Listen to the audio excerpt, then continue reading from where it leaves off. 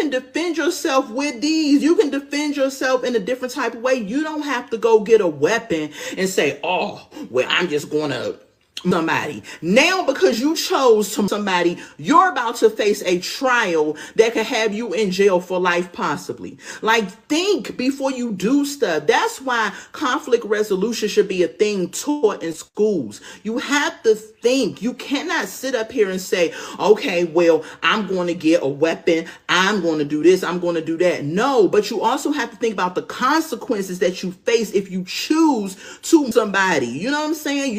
And then White people, Asian people, Spanish people, Latina, whatever you call it, Indians.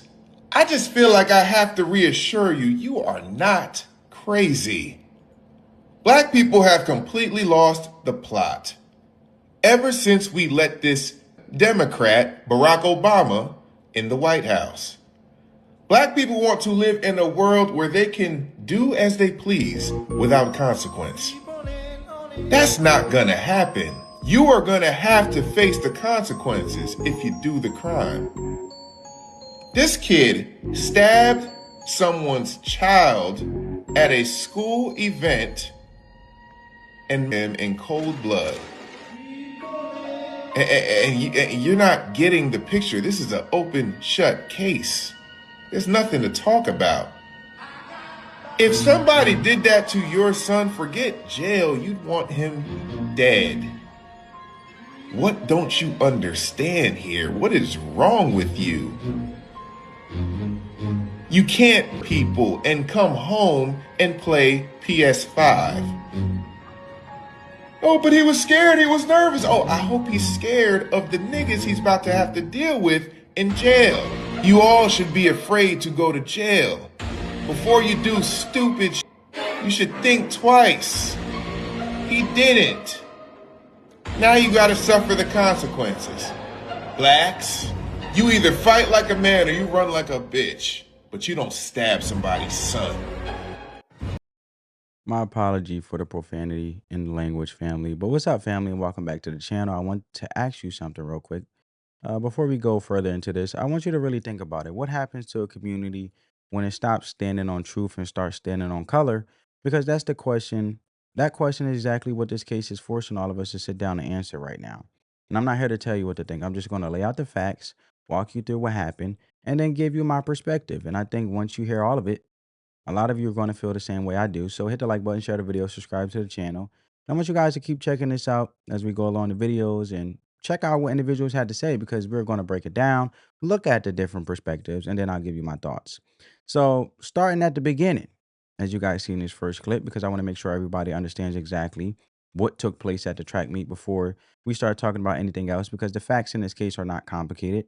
They're actually very straightforward. And here's what happened.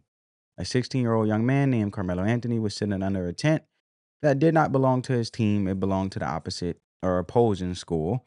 He was there uninvited, and a 17-year-old named Austin Metcalf, who was on that team, asked him to leave. And I want you to understand that Austin did not ask him once. He did not ask him twice. According to witnesses who testified in that courtroom, Austin asked this young man to leave roughly 15 times. 15 times, family. And that detail matters a lot, because when people try to frame this as some kind of ambush or surprise attack, you have to go back to that number, 15 requests to leave a tent that was never his to sit in. And at some point during all of that, back and forth, Karmelo looked at Austin and said something along the lines of, and I quote, "Touch me and find out." And I want you to sit with that for a second, because that is not the language of someone who is afraid. That is the language of someone who is trying to de-escalate. That is a direct challenge. And shortly after that, Austin gave him a soft shove, not a punch, not a beating. Witnesses describe it as him trying to move Karmelo off his seat. And within seconds of that shove, Karmelo reached into his backpack, pulled out a 5-inch folding knife, and stabbed Austin in the chest. And Austin Metcalf died. Unfortunately, my heart goes to the family. And that entire confrontation from the shove to the stabbing lasted only a matter of seconds, according to what was reported inside that courtroom. That is currently still going on within the matter of this matter. Now, here is where the common sense part comes in between Karmelo's defense is self-defense. And my heart goes to Karmelo family as well, because unfortunately, they will never get the chance to really spin the genuine time, and their son Carmelo won't enjoy the freedoms due to his choices that he made to basically land himself in a position he's in. And I understand that word gets thrown around a lot, self-defense. But self-defense is the legal sense. And the legal sense means you use proportional force. It means you have a reasonable fear for your life. And it means you do not have a safe way to remove yourself from the situation. And when you stack that definition up against what actually happened here, it does not fit because a soft shove is not a threat to your life, and a knife to the chest is not a proportional response to being pushed off a seat. And on top of all of that, this young man had 15 opportunities to simply stand up and walk away before any of this ever got physical. Now, here's where the story gets harder to watch because it is not just about what happened at the track meet, right? Now, here's where things shifted in a direction that a lot of people found really hard to watch. Because the moment this story started getting attention, before the evidence was fully out, before witnesses had even finished testifying, some people decided this was a race issue. And I want to be clear about something. Look, I understand, for individuals, understanding the perspective, right? And just understanding where they're coming from of, Black Americans are protective of each other. Some. I understand the perspective in this situation, in this conversation, for understanding how they're coming off, I should say. They're coming across as if protecting each other because they feel each other is the same race and Black Americans should protect each other.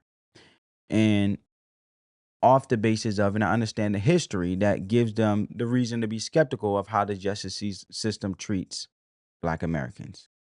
And I'm not dismissing any of that. I'm saying just understanding their perspective and putting myself in their shoes. But there is a difference between protecting, the race you feel though you have a reason to protect based on race from a system that is genuinely unfair, and defending a set of actions that the facts simply do not support. And in this case, the facts were never hidden. They were right there in that courtroom for everybody to see. And still, some people chose color over truth. Why do people believe that Carmelo Anthony is innocent? He was not an aggressor. Karmelo was not an aggressor. He was minding his damn business when the boys came up to him. We need the crowd. We need the creep. Karmelo Anthony, we want we need the crowd. They silenced Karmelo and his family. The main reason that people think he's innocent is, well, because of his race, and people are mainly just siding with him due to that and just making it a race issue. However, the reason why he isn't innocent is because he did premeditate this. If you guys don't know, he said, "Touch me and see what happens," and then stabbed him. So he knew he was going to stab Austin Metcalf. And plus, self-defense, because he's trying to claim self-defense, is using reasonable force to protect yourself. This is not reasonable. He got pushed one time and then grabbed a knife and stabbed him. That is not proportional at all when it comes to protecting yourself. But what are your thoughts about this? And she explained it in a different way, similar to what I'm saying, but being objective as possible while also explaining the different perspectives in this in regards of the intensity or how intensified it's getting based on, the color over truth. And that's the part that has a lot of, Black folks fed up right now. And look, genuinely fed up. Not the kind of fed up where you vent and move on, the kind where you start asking real questions about what they actually stand for as a community. And the detail I feel that got buried, and I don't understand why, because out of the 6 witnesses who testified in that courtroom, speaking to their perspective, since they feel as though Black people should look out for each other because of the history of America. And it was a horrible time in history, but we came far from that. And I would like to see a time where we are, you know, removed from that, right? We don't have to keep rebirthing and continue to reinitiate divisiveness, right? Colorless, I should say. I want us to get to a time where we are colorblind to the simple fact that it doesn't matter of color, just embracing the beauty of each other and understanding that unity is far way greater to actually productively change things, no matter the race. But like I said, I'm not disregarding a horrible time from yesteryears, decades ago, right? I'm trying to handle this objective as possible because I know it's sensitive perspectives. People get passionate, and I'm not telling you guys what to think. We're just having a conversation. But speaking to their point, they didn't mention the 4 of them were black, 4 out of 6 on the jury. And they testified that Karmelo was the aggressor. So when people want to frame this as the system being stacked against a young black man, you have to reckon with the fact that the people who took that stand and told the truth, which is honorable because the truth matters and she'll set you free, about what they saw were largely his own community. And that matters because this is not a story about race. It's a story about what happened and what the people who were standing right there actually witnessed, right? Facts, actions. Now, and I also, want to talk about the plea deal situation because this is important. Word on the street is that the plea deal was offered at some point and that Karmelo was reportedly advised not to take it. And if that is accurate, allegedly, family, that is one of the saddest part of the story because there is a big difference between facing a lesser sentence with a cap and taking your chances at trial where you are now looking at potentially the rest of your life behind bars. Whoever steered this young man away from that deal, if the reports are true, has to sit with that because at some point the cameras go away, the protest signs come down, and the 16-year-old boy is left inside a cell while the people who told him to fight it go right back to their regular lives.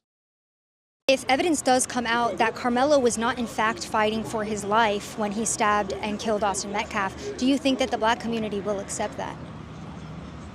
If evidence shows that he did not, no, we're going to stand by ours regardless. They stand by theirs. We're going to stand by ours regardless. I'm a mother first. I'm a black mother. Let me put that on there. I'm an African-American mother. So I have to put away my color first and step into the motherhood. Nobody wants to see their child slain. So I do want to send prayers to Austin Metcalf, their family. But at the end of the day, I got to think like, okay, what did you do to him or whatever to cause this to happen, the reaction? We got to start taking accountability for our kids. Because then again, if my kid, that's why it's a catch-22, if my kid was Karmelo and I feel like his back was up against the wall, well, I'm going to tell you straight up, better mine than yours. Better mine than yours. So either way it go, everybody loses. A black boy allegedly murdered, and I say allegedly, heavy on the allegedly murdered somebody. You see what I'm saying? So yeah, this is about race. Allegedly murdered somebody, but Austin Metcalf is no longer here. So I just wanted you guys to see a different perspective of race over truth, all right? And this is Fox. Odd that Karmelo Anthony was sitting under another school's team tent.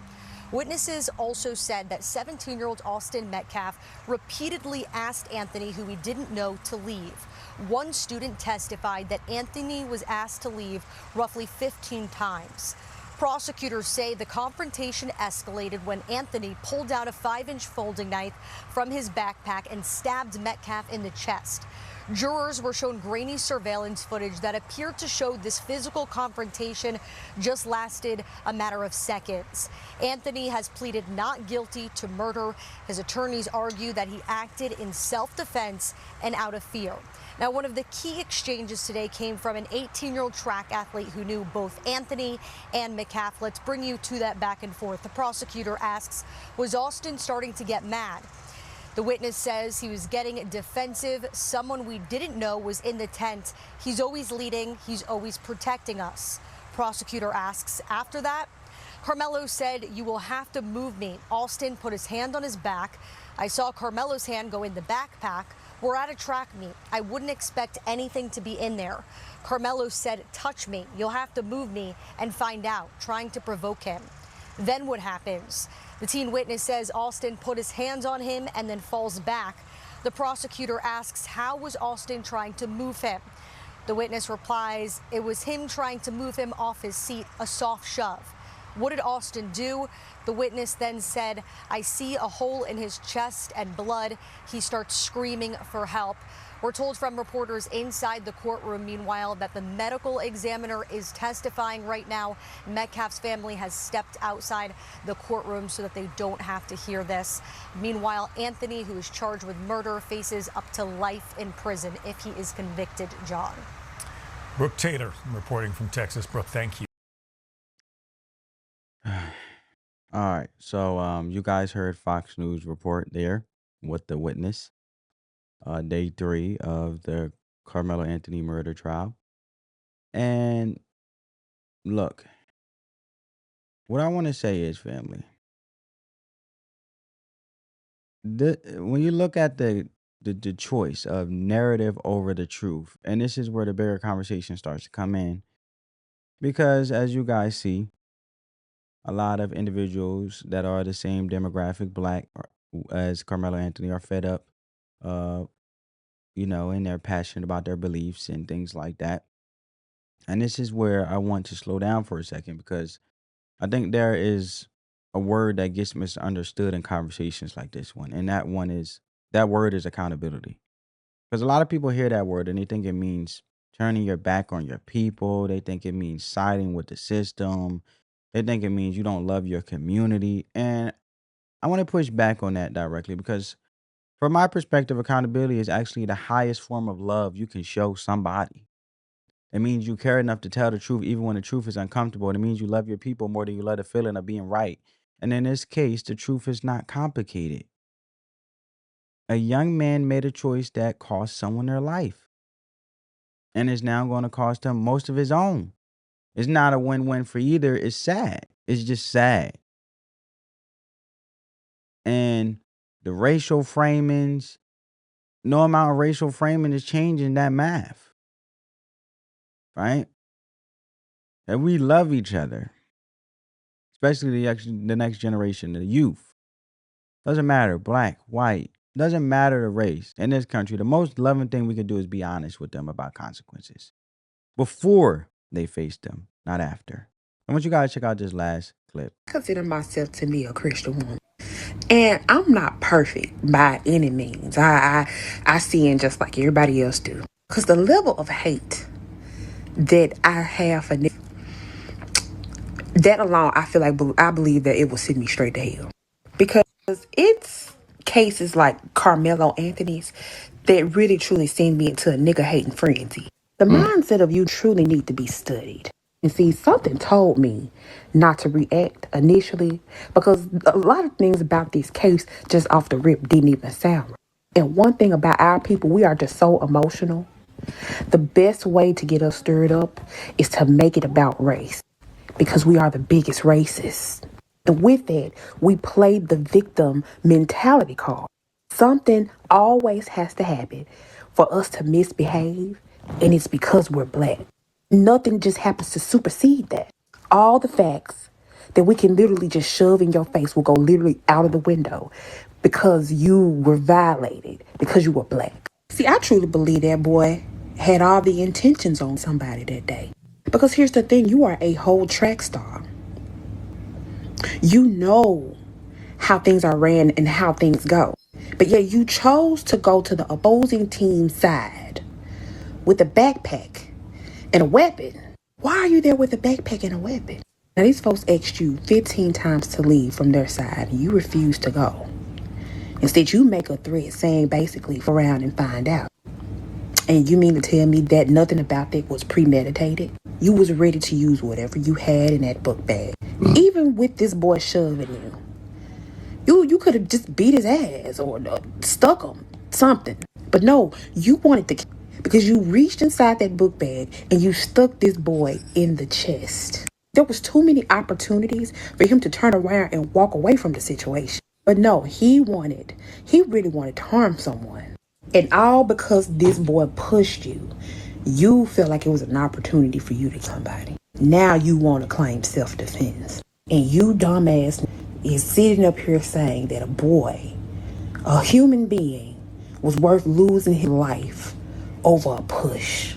See, in black culture, self-control is really scarce. That we see it every day. Fight in all types of places, like churches, it's fighting on fairgrounds, fighting everywhere, because they don't have self-control. Nothing about that situation at all is screaming self-defense. It screams intent. He wanted to do it. As usual, you niggas like to always pull that race card. What the hell does black have to do with anything? He committed a crime. And the kicker about it all, they had 6 witnesses. And 4 Out of 6 of them were black, and they testified against Karmelo Anthony. They said that he was the aggressor. And you don't hear no black people talking about that. And see, that's the problem. Y'all like to pick and choose shit that fit that ghetto ass rhetoric. When the facts and when the truth come out, y'all never have anything else to say. So there you have it, family. Now, let me go back to the self-defense claim one more time because I want to make sure this lands in plain English. Self-defense is not just a feeling.